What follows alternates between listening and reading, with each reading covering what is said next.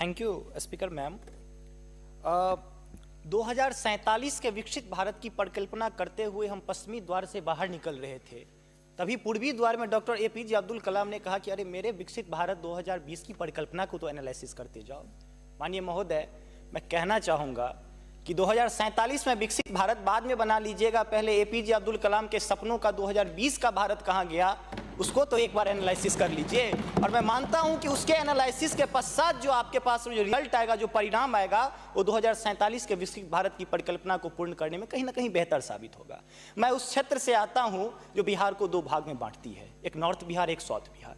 हमारा मिथिला का रीजन 6 महीने बाढ़ के पानी से ग्रसित रहता है। जब मैं राज्य सरकार से पूछता हूं तो कहते हैं कि विदेश का मामला है भैया, नेपाल पानी छोड़ देता है, मैं क्या करूं, उधर से चैना डैम बना देता है। अब तो राज्य में भी सरकार आपकी है, केंद्र में भी आपकी है, तो प्रभु कृपया कुछ तो मदद कीजिए।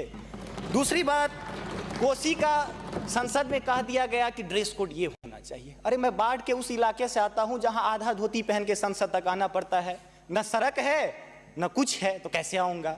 उसी क्षेत्र का एक नंगा बच्चा हमसे कहता है कि साहब मैं बाढ़ से ग्रसित हूं, और दक्षिण बिहार का एक बच्चा कहता है कि मैं सुखाड़ से ग्रसित हूं, मेरे पास पीने के लिए पानी नहीं है।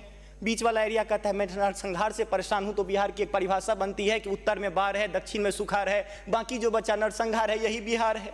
अब मैं कहां जाऊं। तीसरी बात मैं आता हूं कि आपने तो राम जी को अयोध्या में लाकर स्थापित कर दिया, जरा उनके ससुराल मिथिला पर भी ध्यान दीजिए। माँ सीता कब कब अग्नि परीक्षा देगी, उनके पुत्र हम कब कब अग्नि परीक्षा देते रहेंगे, हम पर भी तो थोड़ा ध्यान दीजिए प्रभु।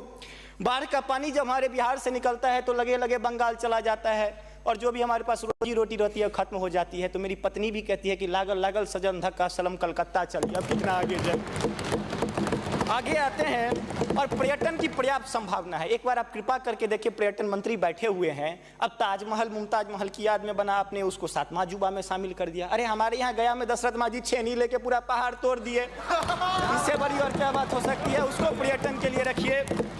और ये जो भूखमरी, बेरोजगारी और शिक्षित राज्य की जो हम पर वो जो पीठ पर धो रहे हैं, वो हमको इसी तरह की कविता याद दिलाती है कि तू सिंह मारती गैसी, मैं कोने में दुबका बैल प्रिय, मैं पीपल सा सीधा साधा, तुम उस पे लटकी चुड़ैल प्रिय। तो ये अशिक्षा, बेरोजगारी हम पर चुड़ैल की तरह लटकी है।